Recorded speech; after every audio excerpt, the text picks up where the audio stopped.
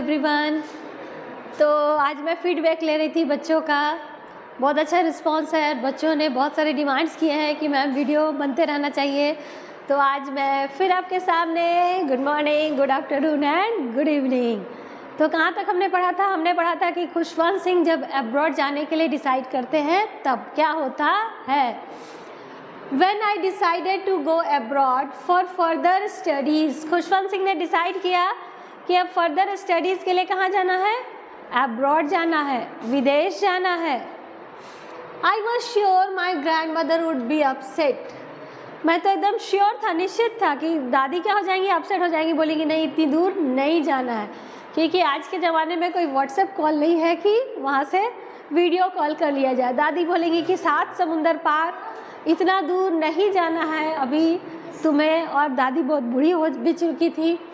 I would be away for 5 years। यहाँ से objective question बन गया। खुशवंत सिंह कितने सालों के लिए जा रहे थे अब्रॉड? 5 years के लिए।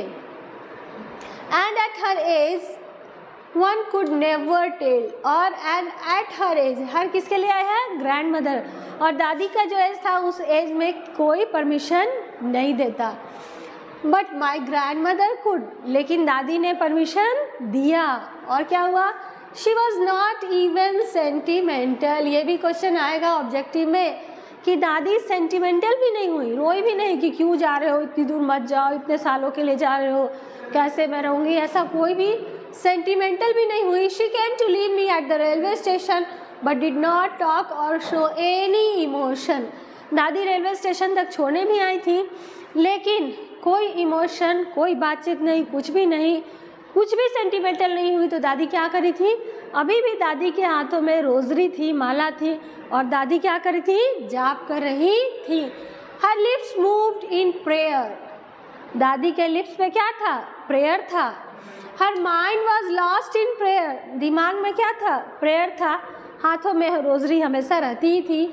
हर fingers were busy telling the beads of her rosary. मतलब दादी के लिप्स पे क्या था? प्रेयर था। माइंड में क्या था? प्रेयर था। और फिंगर्स पे क्या थी? रोजरी, माला, वो जाप कर रही थी। Silently she kissed my forehead and when I left I cherished the most imprint as perhaps the last sign of physical contact between us. Last. Khushwant Singh ने ऐसा क्यों सोचा? जब दादी ने उनको प्यार किया तो खुशवंत सिंह ने ऐसा क्यों सोचा कि शायद ये लास्ट साइन हो दादी और मेरे बीच का। तो लास्ट इसलिए खुशवंत सिंह सोच रहे थे कि वो 5 सालों के लिए विदेश जा रहे थे, तो उन्हें लग रहा था कि क्या पता मैं वापस आऊँ तो दादी से मिल पाऊँ या नहीं मिल पाऊँ। इसलिए उन्हें लग रहा था कि शायद मैं दादी से आखिरी बार मुलाकात कर रहा हूँ। अब 5 साल बाद आऊँगा तो पता नहीं दादी से भेंट होगी या नहीं होगी। तो इसलिए उन्होंने लिखा है last sign of physical contact between us. तो दादी ने वहाँ सी ऑफ कर दिया। खुशवंत सिंह चले गए विदेश। 1 साल बीता, 2 साल बीता, 3 साल, 4 साल, 5 साल। अब उन्हें वापस आना था, तो वापस आते हैं तो दादी से मिलते हैं या नहीं मिलते हैं, देखिए। But that was not so. ऐसा सोच रहे थे कि लास्ट साइन है, लेकिन दैट वॉज नॉट सो। ऐसा नहीं हुआ। वो आए तो फिर से दादी वेलकम करने के लिए प्रेजेंट है। After 5 years, I came back home and was met by her at the station. दादी जहाँ से छोड़ने गई थी वहाँ पे रिसीव करने के लिए भी दादी आई हैं, और मैं फिर से दादी से मिला। She did not look a day older। एक दिन भी ज़्यादा बूढ़ी नहीं। ऑलरेडी दादी के फेस पे क्रिस क्रॉस ऑफ रिंकल्स था। दादी वैसे ही दिख रही थी, उतनी ही बूढ़ी, बहुत बूढ़ी, उससे ज़्यादा एक दिन भी ज़्यादा बूढ़ी नहीं। She still had no time for words। अभी भी दादी को वर्ड्स बात करने के लिए समय नहीं था। जनरली 5 साल के बाद आओ तो दादी क्या बोलेगी? अरे क्या कितना दुबला हो गया है मेरा पोता, कहाँ से कैसे खाया, क्या क्या किया, बहुत सारी बातें होती है करने को, वो भी 5 years आफ्टर। लेकिन आज भी खुशवंत सिंह की दादी के पास वक्त नहीं था बात करने को। And while she clasped me in her arms, I could hear her reciting her prayers। और जब दादी ने मुझे ऐसे गले लगाया तो मैं सुन सकता था कि अभी भी दादी के लिप्स पे क्या है, प्रेयर ही है।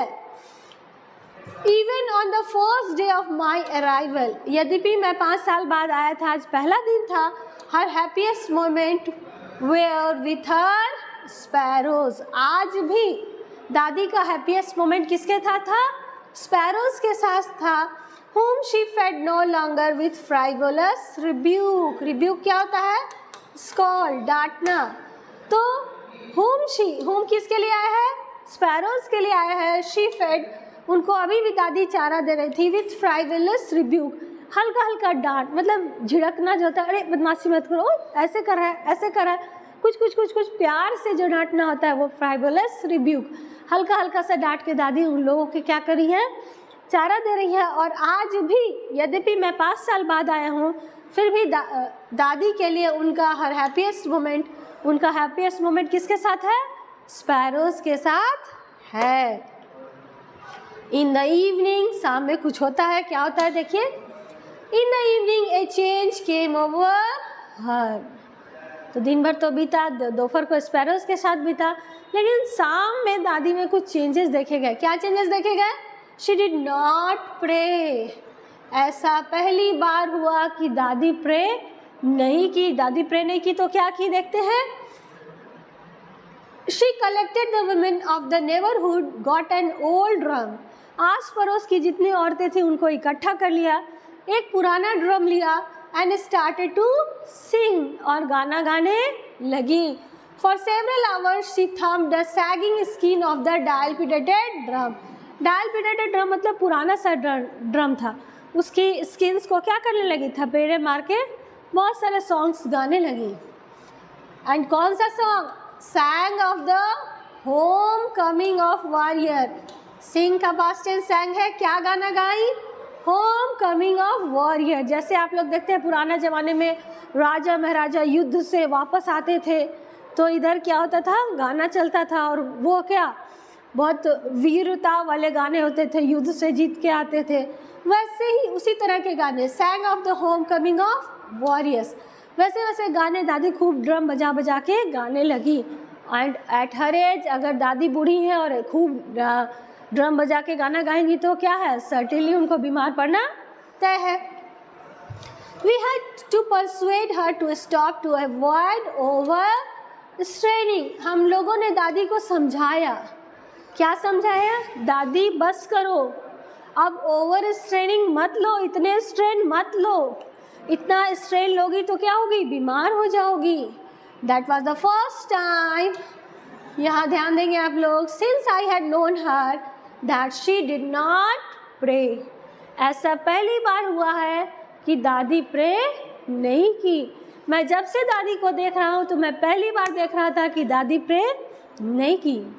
The next morning she was taken ill, और इतना स्ट्रेनिंग लिया तो अगले दिन क्या था, बीमार होना तय था। The next morning she was taken ill, it was a mild fever. हल्की सी बुखार थी, हल्की सी बुखार थी तो डॉक्टर साहब आए, कुछ पैरासीटामोल वगैरह लिखे होंगे, बोलेंगे हल्की सी बुखार है और चली जाएगी।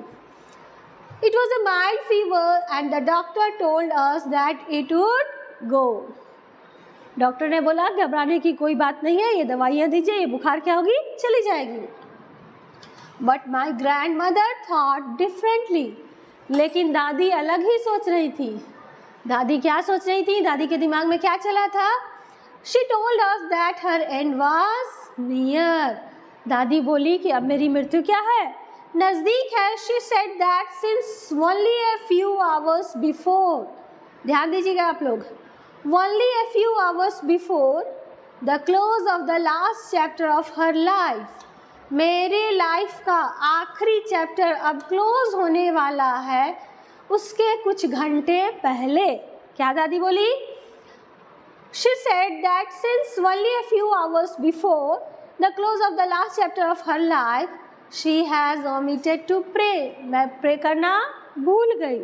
अब मेरे जीवन का अंतिम अध्याय, लास्ट चैप्टर अब होने वाला, मेरा जीवन ख़त्म होने वाला है, उसके कुछ घंटे पहले मैं प्रे करना भूल गई। इसलिए she was not going to waste any more time talking to us. इस वेस्ट के बारे में मैंने चर्चा किया था। कब? जब आपको पढ़ाया था WAIST, waist, to balance her stoop. एक हाथ कहाँ था? वेस्ट पे, कमर पे था। उसी समय मैंने बताया था एक और वेस्ट होता है WAST, वेस्ट, और संजोग से वेस्ट आ ही गया तो देख लो। दादी क्या बोलती हैं?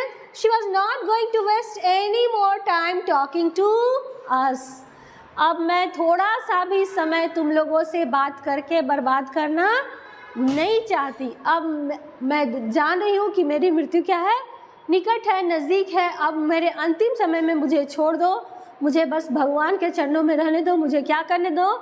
प्रे करने दो। वी प्रोटेस्टेड, हम लोगों ने क्या किया? विरोध किया। प्रोटेस्ट मतलब अपोज करना, विरोध करना। वी प्रोटेस्टेड, हमने क्या किया? विरोध किया। क्या विरोध किया? कि नहीं दादी तुम तो खुद बीमार हो, अब इतना प्रे करोगी तो और बीमार हो जाओगी। But she ignored our protest, लेकिन दादी ने हमारी तरफ थोड़ा सा भी ध्यान ही नहीं दिया। शी ले peacefully in bed praying and telling her beads, लेटे लेटे, बेड पे लेटे लेटे ही दादी क्या कर रही थी? वो बीड्स, वो माला क्या कर रही थी? जाप कर रही थी, प्रे कर रही थी। Praying and telling her beads even before we could suspect, मतलब अभी हम कुछ समझ ही पाते। हर लिप्स स्टॉप मूविंग, दादी का लिप्स मूव करना बंद। हर lips stopped moving and the rosary fell from her lifeless finger, और हाथों से रोजरी माला क्या हो गया? गिर गया। कैसे हाथों से? लाइफलेस फिंगर, मतलब दादी की मृत्यु हो चुकी।